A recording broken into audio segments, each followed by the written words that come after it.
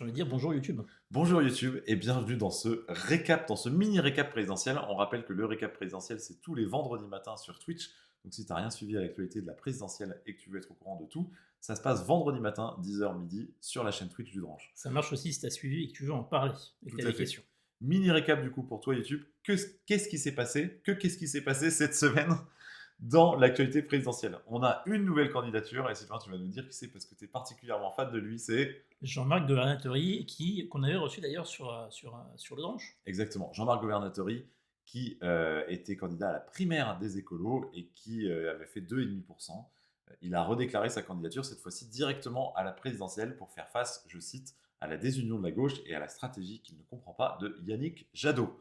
Donc Jean-Marc Governatori, candidat, nouveau candidat. On a un candidat à l'inverse en moins, c'est Arnaud Montebourg. Arnaud Montebourg qui avait lancé avec son parti, son mouvement, la Remontada, qui n'a jamais trop réussi à trouver une dynamique, qui était créditée de manière très faible, entre 0 et 1% dans les sondages, a décidé de retirer sa candidature sans se rallier à qui que ce soit.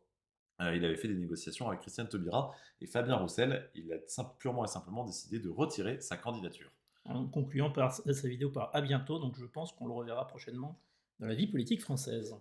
Exactement. Et merci pour les commentaires sur Twitch. En parallèle de ça, la primaire populaire, donc, est cette initiative lancée par des militants de gauche qui vise à une unique candidature à gauche. En tout cas, elle explique quelques déconvenus, puisqu'à part Christiane Taubira qui a dit qu'elle se soumettrait au résultat de la primaire populaire, avec quelques nuances, tous les autres candidats déclarés hors primaire populaire, c'est-à-dire Yannick Jadot, Anne Hidalgo, Jean-Luc Mélenchon, ont déclaré qu'ils ne se soumettraient pas au résultat de la primaire populaire. Jean-Luc Mélenchon a même demandé au site de retirer son nom de la plateforme. D'un autre côté, la primaire populaire a aujourd'hui 7 candidats finalistes à l'heure où on parle, qui seront départagés par un vote au jugement majoritaire entre le 27 et le 30 janvier. En plus de ces 4 candidats déjà cités, on en a 3 autres qui se sont déclarés directement via le portail de la primaire populaire. Et donc voilà, vous pourrez voter entre le 27 et le 30 janvier si vous êtes inscrit entre ces 7 candidats. Et je crois qu'il reste 2 jours pour s'inscrire, pour pouvoir voter. Et tout à fait, il reste 2 jours pour s'inscrire, donc si vous voulez le faire, c'est maintenant. Si vous voulez pas le faire, eh ben, c'est pas maintenant. On continue du coup dans les actualités. Il y avait cette semaine un meeting immersif de Jean-Luc Mélenchon, qui était le premier meeting à utiliser une diffusion d'odeur. Voilà, malgré que le fait qu'il y ait les masques FFP2, c'était avec des écrans à 360 degrés. Initiative, Jean-Luc Mélenchon s'était déjà fait illustrer au cours de la dernière campagne présidentielle avec son hologramme. Donc c'est un habitué effectivement du recours aux nouvelles technologies pour les mettre au service, en tout cas soit de lui, soit de son message politique. Et visiblement, sur le plan médiatique, ça a plutôt bien marché parce que l'événement a été couvert par énormément de médias en France et à l'étranger aussi. Tout à fait.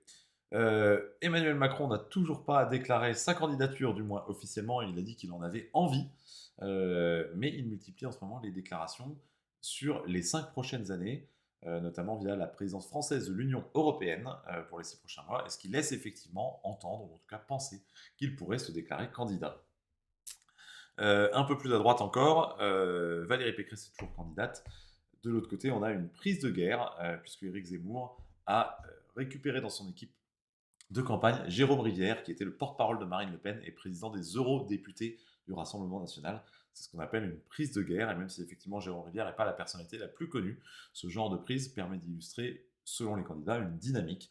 Et le but effectivement derrière ça, c'est si on réussit à les multiplier, ça impose l'idée qu'en tout cas la dynamique va plutôt dans un sens que l'autre.